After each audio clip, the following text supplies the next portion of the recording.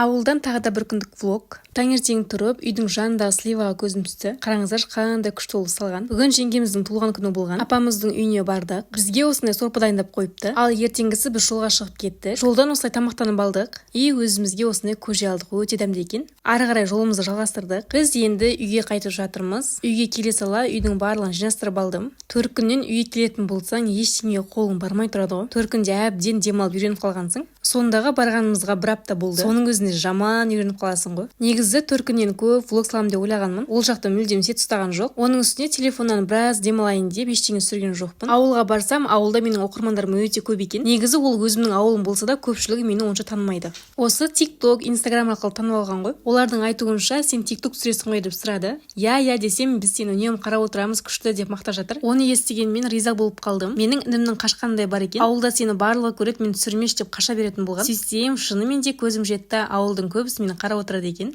Ал ауылдағы оқырмандарыма доғай сәлем.